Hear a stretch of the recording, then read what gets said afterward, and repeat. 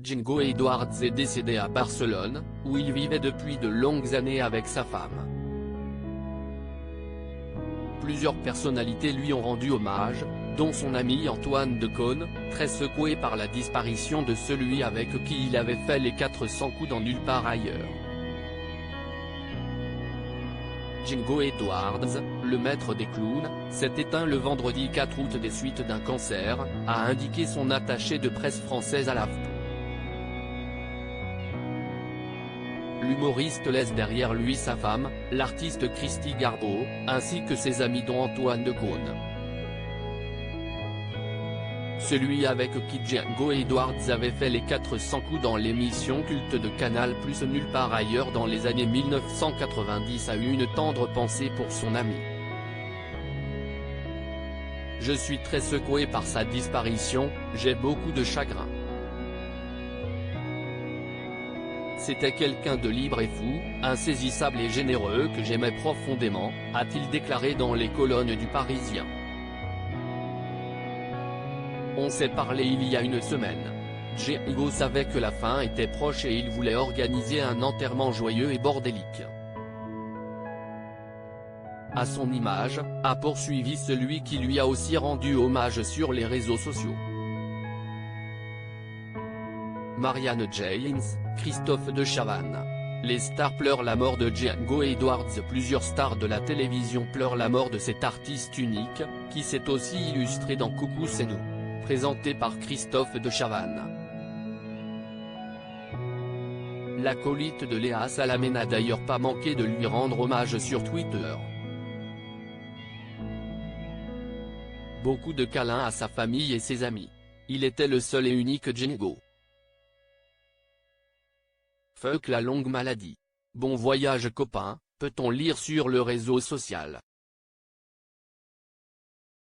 De son côté, Michel Denisot, qui a croisé la route de Django Edwards lors de ses années au sein du groupe Canal, a aussi eu une tendre pensée pour le disparu.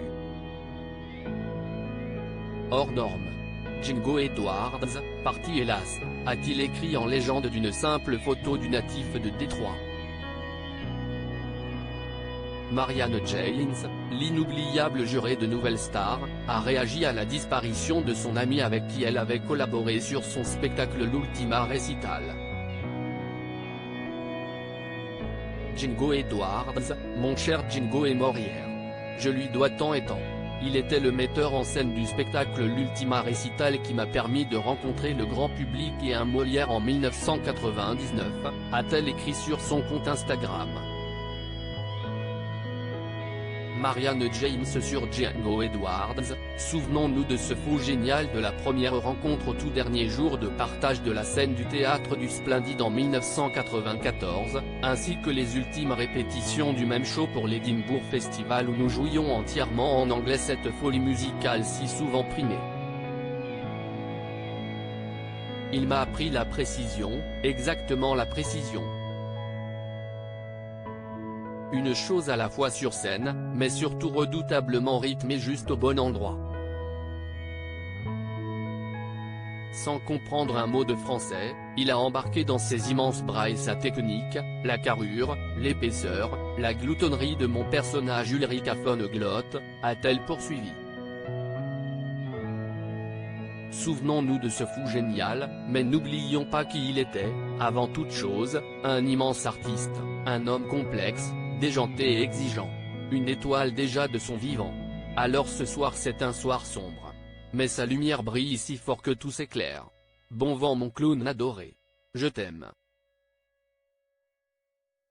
Article écrit en collaboration avec 6 médias.